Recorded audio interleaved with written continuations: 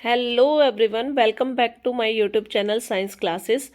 आज हम हमारी जो एक्सरसाइज के क्वेश्चंस चैप्टर 6 हमने कंप्लीट किया था रेस्पिरेशन इन ऑर्गेनिज्म, उसके हम एक्सरसाइज का ए मैं आपको टिक द करेक्ट आंसर्स भी करा चुकी हूँ और उसका जो बी पार्ट था फिल इन द ब्लैंक्स वो भी कंप्लीट कर चुकी है। तो आज हम कर रहे हैं C part, match the columns. तो देखो, कॉलम ए आपके पास गिवन है, साथ ही कॉलम बी गिवन है। आपको क्या करना है, ए को बी से मैच कराना है। तो देखो, मैं यहाँ पे ना नंबरिंग लिखती जाऊंगी साथ साथ, मैच कराने से थोड़ा सा कॉम्प्लिकेटेड सा हो जाएगा। तो सबसे पहले हम फर्स्ट कॉलम ए के फर्स्ट को ऑब्जर्व करते हैं। आपके पास लिखा हुआ है यीस्ट।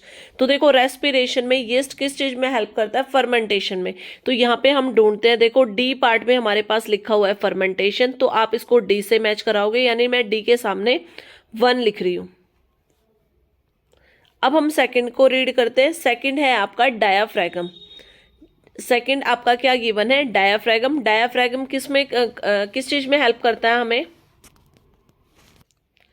डायाफ्रागम में। अगर आप कॉलम बी में देखो तो देखो यहाँ पे आपको नजर आ रहा है डोम शेप्ड, यानी शेप से रिलेटेड गिवन है हमारे पास। तो हम क्या करेंगे, जो हमारे पास ए पार्ट है जहाँ पे डोम शेप लिखा हुआ उसके सामने हम 2 नंबर डाल देंगे। अब हम थर्ड को देखते हैं। कॉलम ए में थर्ड हमें दे रखा है मॉइस्ट स्किन। अब आपको पता है मॉइस्ट स्किन से कौन रेस्पायर करता है, अर्थवॉर्म। तो अर्थवॉर्म को ढूंढते हैं। देखो एफ पार्ट में हमारे पास गिवन है अर्थवॉर्म, तो एफ पार्ट के सामने हम लिख देंगे 3 नंबर। अब नेक्स्ट देखते हैं फोर्थ पार्ट कॉलम ए में। तो फोर्थ में हमें दे रखा है स्टोमाटा। तो स्टोमाटा किस चीज में हेल्प करता है, डिफ्यूजन ऑफ गैसेस में हेल्प करता है। तो देखो डिफ्यूजन ऑफ गैसेस आपके पास जी पार्ट में है, तो हम क्या करेंगे, जी कॉलम बी के जी पार्ट के सामने हम डाल देंगे नंबर 4। अब आ जाते हैं कॉलम ए में वापस। फिफ्थ पार्ट आपका है ब्रीथिंग। तो देखो ब्रीथिंग किस में हेल्प करता है, ब्रीथिंग क्या होता है, इनहेल और एक्सहेल। इनहेल के अंदर हम ऑक्सीजन को इनहेल करते हैं और एक्सहेल में कार्बन डाइऑक्साइड को बाहर निकालते हैं। तो इनहेल और एक्सहेल आपका गिवन है फिफ्थ सी पार्ट में। देखो ये गिवन है आपके पास सी पार्ट में इनहेल एक्सहेल। तो आप क्या करोगे, इसके सामने नंबर डाल दोगे 5, यानी आप इसको फिफ्थ से मैच करोगे। वापस से आ जाते हैं हमारे कॉलम ए के 6 पार्ट में। Chest cavity enlarge. जो चेस्ट कैविटी इनलार्ज किस केस में होती है, जब हम एयर को इनहेल करते हैं, यानी इनहेलेशन। तो देखो इनहेलेशन हमारा लिखा हुआ है बी, कॉलम बी के बी पार्ट में इनहेलेशन। तो आप बी के सामने क्या डाल दोगे, नंबर 6। और देखो कॉलम ए में लास्ट 7 पार्ट आपके पास है एयर होल्स। तो एयर होल्स से कौन ब्रीथ करता है, कॉकरोच। तो अगर बी पार्ट में हमारा ई पार्ट देखे तो क्या गिवन है हमें, कॉकरोच। तो हम क्या करेंगे, ई पार्ट के सामने लिख देंगे 7। तो इसी के साथ ही मैच द कॉलम कंप्लीट हो गए हैं। अब हम इसके डी पार्ट की तरफ चलते हैं। डी पार्ट में आपको ट्रू और फॉल्स करना है। ट्रू फॉल्स में हमारा फर्स्ट क्वेश्चन क्या है, we inhale through our nostrils. हम अपने नोस्ट्रिल के थ्रू एयर को इनहेल करते हैं।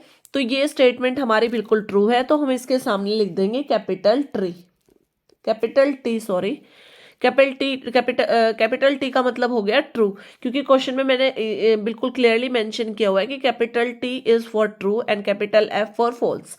अब सेकंड स्टेटमेंट को रीड करते हैं। Aerobic respiration releases lesser amount of energy than anaerobic respiration. देखो मैंने ना इनकी रिएक्शंस भी कराई थी, तब भी आपको बताया था कि एरोबिक रेस्पिरेशन में तो 38 एटीपी मॉलिक्यूल्स रिलीज होते हैं, जबकि एन एरोबिक में 2 एटीपी मॉलिक्यूल्स रिलीज हो रहे हैं। लेकिन इस स्टेटमेंट में ये बता रखा है कि एरोबिक में एनर्जी की अमाउंट कम होती है और एनएरोबिक में ज़्यादा होती है। तो ये स्टेटमेंट टोटली फॉल्स है, तो हम इसके सामने कैपिटल एफ लिखेंगे। अब करते हैं थर्ड पार्ट। थर्ड स्टेटमेंट को रीड करते हैं। थर्ड स्टेटमेंट में हमें गिवन है epiglottis is a common passage for food pipe and wind pipe. यानी फूड पाइप और विंड पाइप के लिए जो एपिग्लोटिस है वो कॉमन पैसेज है, जबकि ऐसा नहीं होता है। फेरनेक्स हमारे लिए हमारे पास कॉमन पैसेज है फॉर फूड पाइप और विंड पाइप। तो इट मीन्स ये स्टेटमेंट भी हमारी फॉल्स हो गई है, तो हम इसके सामने भी कैपिटल एफ लिखेंगे। अब फोर्थ स्टेटमेंट को रीड करते हैं। At rest the breathing rate of a new born will be less than that of an adult. यानी रेस्ट पोजीशन में जो न्यू बॉर्न बेबी है उसका ब्रीथिंग रेट कम होगा किसी एडल्ट से। तो ये स्टेटमेंट भी हमारी टोटली फॉल्स है, तो हम इसके सामने कैपिटल एफ लिखेंगे। अब फिफ्थ स्टेटमेंट को रीड करते हैं। The left lung has 3 lobes. ये स्टेटमेंट भी हमारी इनकरेक्ट है, क्योंकि मैंने आपको बताया था कि जो राइट लंग होता है उसके अंदर 3 लोब होते हैं। तो इट मीन्स ये स्टेटमेंट भी हमारी क्या हो जाएगी, फॉल्स, तो हम इसके सामने भी कैपिटल F लिखेंगे। Now move to our E part, and E part is assertion and reason based questions. इसमें आपको असर्शन रीजन बेस्ड क्वेश्चंस करने हैं। तो देखो हमारे पास जो फर्स्ट क्वेश्चन है उसको रीड करने से पहले मैं आपको बता देती हूँ कि आपको अपने आंसर्स कैसे लिखने हैं। देखो अगर आपके पास फर्स्ट ऑप्शन आया, फर्स्ट ऑप्शन आप कब लिखोगे, जब बोथ आपका असर्शन और रीजन A एंड R, ठीक है, मैं बार बार इसको रिपीट नहीं करूंगी। A का मतलब असर्शन है, R का मतलब रीजन है। R ट्रू, ट्रू यानी T, and R is correct explanation, R A का करेक्ट एक्सप्लेनेशन है। तो फर्स्ट आएगा हमारे पास ऑप्शन। सेकंड ऑप्शन में क्या होगा हमारा, again both assertion and reason are true, ठीक है, T for true, but R is not correct explanation, ठीक है, लेकिन जो रीजन है ना वो हमारा करेक्ट एक्सप्लेनेशन नहीं होगा। तो आप सेकंड ऑप्शन को चूज करेंगे। थर्ड ऑप्शन में हमारे पास क्या होगा, A इज ट्रू, यानी क्वेश्चन सही है बट R इज फॉल्स, लेकिन जो रीजन है वो हमारा फॉल्स है। तो आप थर्ड ऑप्शन को चूज करेंगे। और देखिए फोर्थ ऑप्शन के लिए हमें क्या करना पड़ेगा, फोर्थ ऑप्शन हम कब चूज करेंगे, जब हमारे पास असर्शन फॉल्स हो, यानी क्वेश्चन तो गलत है, A is false but R is true, यानी R आपका ट्रू होगा, ठीक है। अब हमने सारे ऑप्शंस लिख लिए हैं। अब हम फर्स्ट क्वेश्चन को रीड करते हैं।